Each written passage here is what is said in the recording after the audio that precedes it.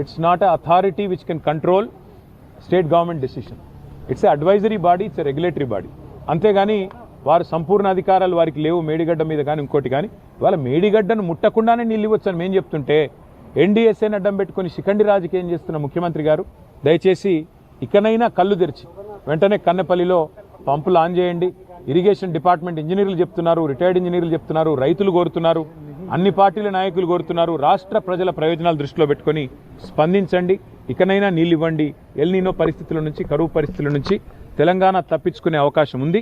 కేవలం మీ ఉద్దేశపూర్వకమైన నిర్లక్ష్యం వల్ల, క్రిమినల్ నెగ్లిజెన్స్ వల్లనే ఈ నష్టం జరుగుతున్నది.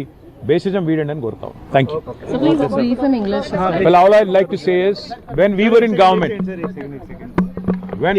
government in Telangana from 2014 until 2023, we have revived number of SICK industries in the state of Telangana. One such SICK unit which was set up in Adilabad district, which is a rural area in Telangana, was called the Cement Corporation of India, which was set up in the early 1980s. Unfortunately, the unit fell sick. At one point of time, there were almost 6,000 people getting employment directly and indirectly from this plant. But it's truly unfortunate that despite the best efforts of our government in the past, despite giving a very generous offer to revive this industry, the NDA government did not respond back then. But today, after meeting Sri H.D. Kumaraswamy, our hopes have revived. The Honorable Minister has said categorically that if the state government is willing to come forward, extend the mining lease by 50 years unconditionally, and more importantly, also support by way of capital subsidy, power subsidy, and maybe some exemptions that are typically given to an industry in rural areas, this plant can be revived. Our hopes have been revived. We are hopeful that with state government stepping forward, coming forward, this plant can be revived in the hinterland of Telangana in Adilabad, and we are certainly hopeful that our fight along with the CCI Joint Action Committee here, which has been fighting for the last 4 years, their efforts will yield fruit, and hopefully the plant will be opened soon. If that does not happen, we'll continue to exert pressure on the state government. We'll continue to mount pressure through people's agitations and democratic protests, and make sure that the plant is opened ASAP. Thank you. Agency separate बैठ कर लेते idea metro పైన కేంద్రం రాష్ట్రం దోపులాట జరుగుతుంది ఏమనిపిస్తుంది?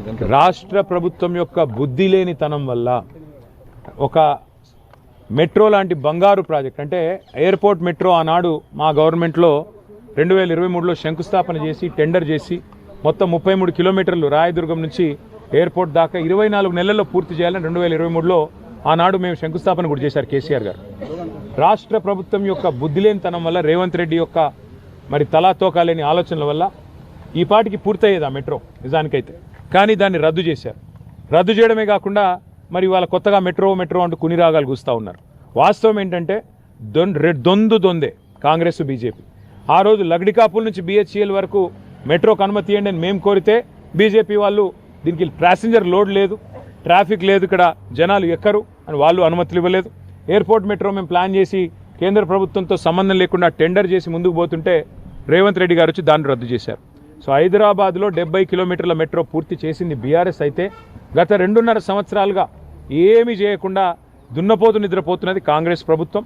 ఇవాళ Hyderabad corporation ఎన్నికలను దృష్టిలో పెట్టుకుని హడావుడిగా ఈయన ఇద్దరు కలిసి దోబూచులాడుతున్నారు తప్ప వాస్తవం ఏంటి అంటే అక్కెరలేని 14,000 కోట్ల ప్రైవేట్ రుణాన్ని, ఒక ప్రైవేట్ సంస్థ రుణాన్ని రాష్ట్ర ప్రజల మీద, L&T రుణాన్ని రాష్ట్ర ప్రజల మీద బలవంతంగా రుద్దిండు రేవంత్ రెడ్డి. ఇవాళ BHEL నుంచి లగడికాపుల్ దాకా మెట్రోకి పర్మిషన్ ఇవ్వండి కేంద్ర ప్రభుత్వం, NDA ప్రభుత్వం. అంటే ఇద్దరు కూడా హైదరాబాద్ ప్రజల మీద మరి కోపంతో, వారికి ఓట్లు వేయలేదు, సీట్లు ఇవ్వలేదన్న కోపంతో ఈ కార్యక్రమాలన్నీ చేస్తూ ఉన్నారు. మళ్ళీ నేను చెప్తా ఉన్నా, వీళ్ళు ఇంకో 2.5 ఏళ్ళు ఈ డ్రామాలు చేస్తూనే ఉంటారు. తిరిగి మళ్ళీ బీఆర్ఎస్ అధికారంలోకి వస్తేనే హైదరాబాద్లో మెట్రో పరుగులు పెడుతుంది.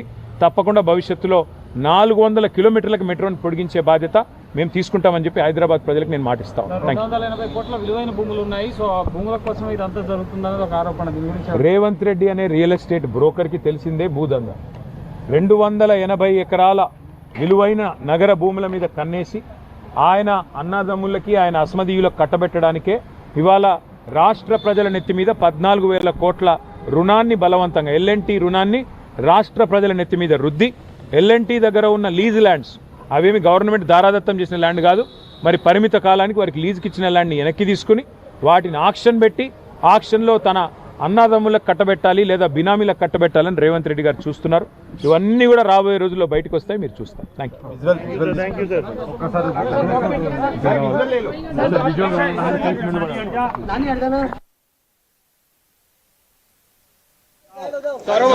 యూ. పంట పొలాల మీద ముఖ్యమంత్రి గారికి నిరసన చెప్తా ఉన్నారు.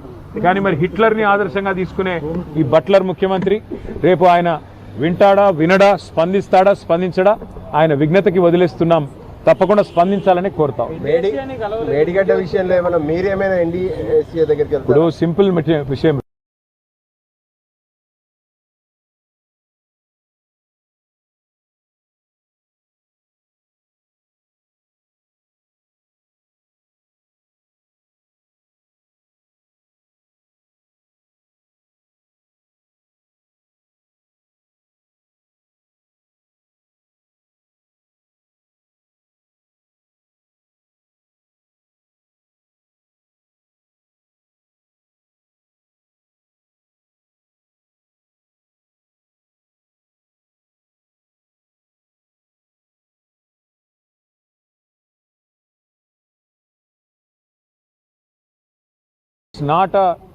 it's not a authority which can control state government decision.